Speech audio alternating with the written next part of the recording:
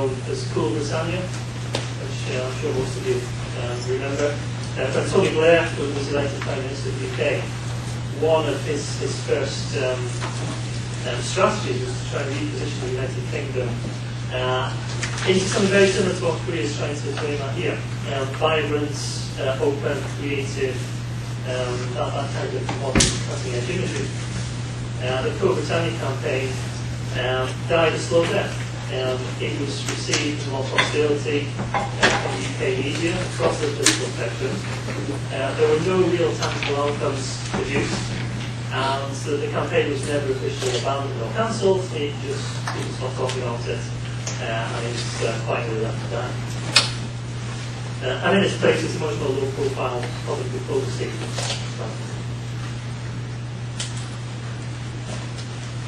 So in the case of Korea, there's a very strong sense that there is an identity image gap. Every country has an identity image gap. This is in terms of external foreign audiences perceiving, in this case, Korea.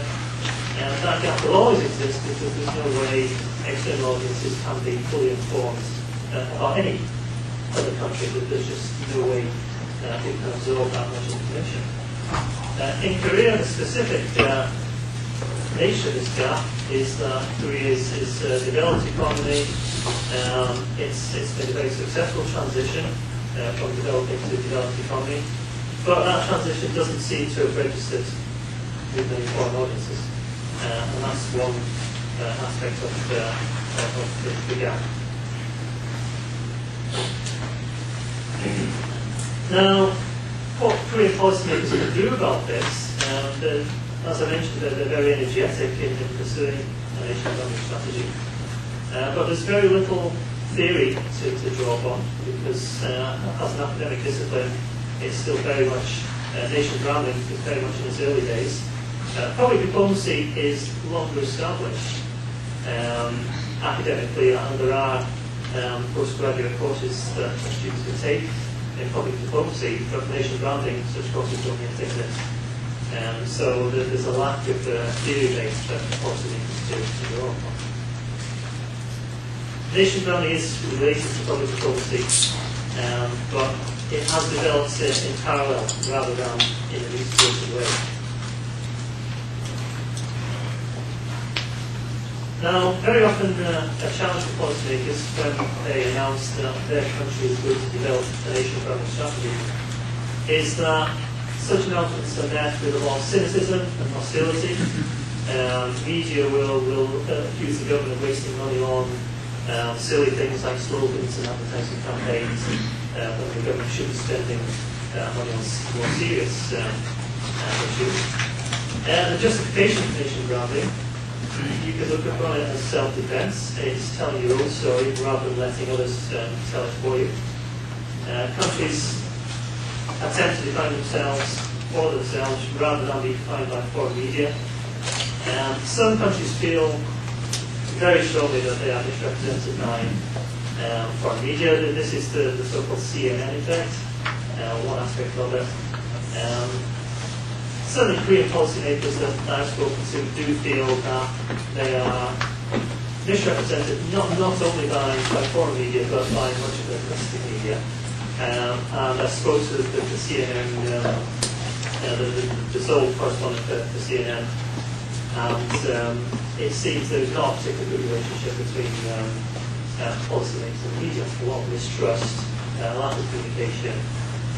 So even where some journalists may be, they are Korean journalists, that they are quite patriotic, they would be happy to tell positive stories, but they feel they're not given access to government ministers, the decision makers, and therefore they just don't have the material to actually broadcast the good news to the rest of the world that they would like to.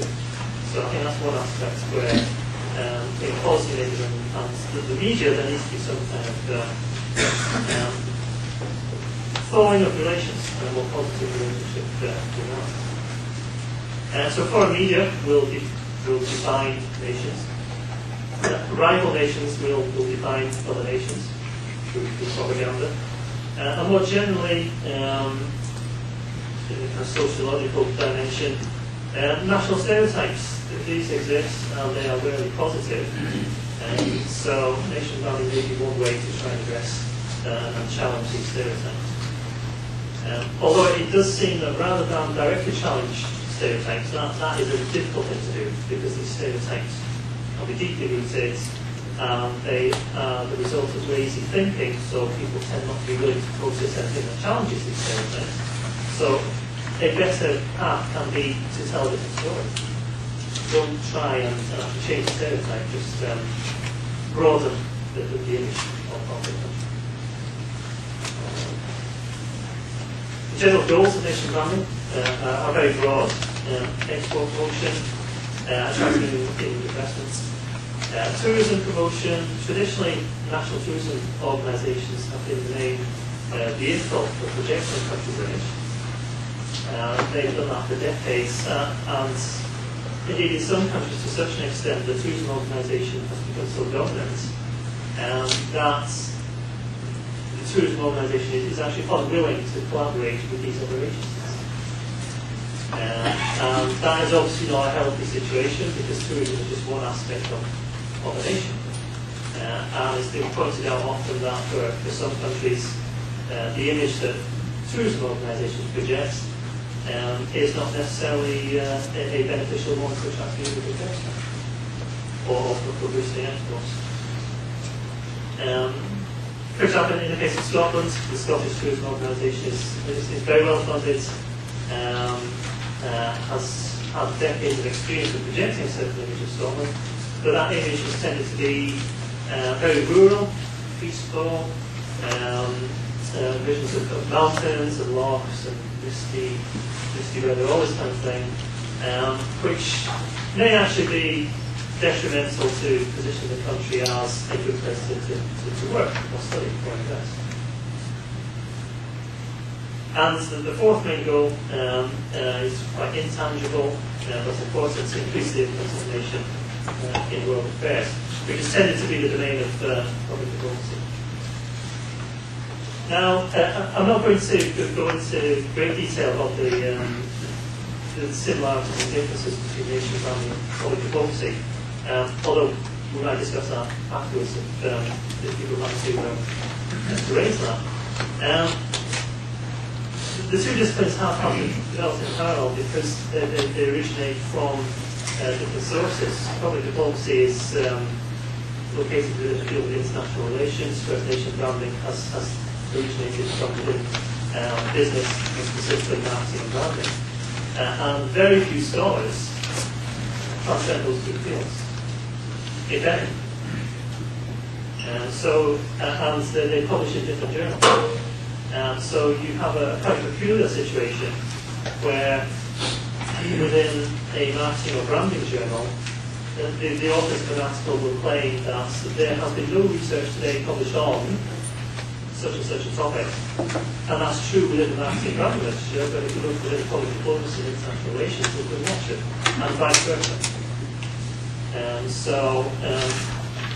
Over the coming years, there will almost certainly be more integration of nation branding on public diplomacy.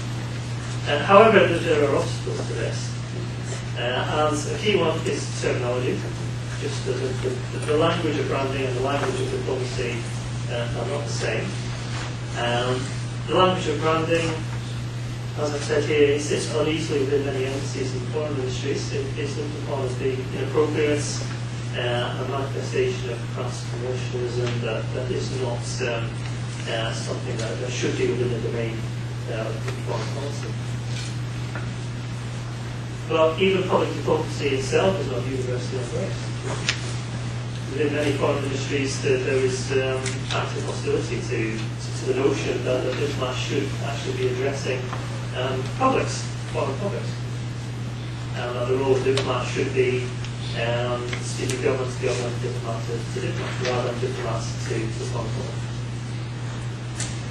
And this has led some commentators to call for a change in terminology, so instead of using nation branding, use something less controversial, national reputation management, or competitive identity, because suggested sort of alternative terms. As far as I'm concerned, I continue to use the term nation branding because imperfect though it is as a term,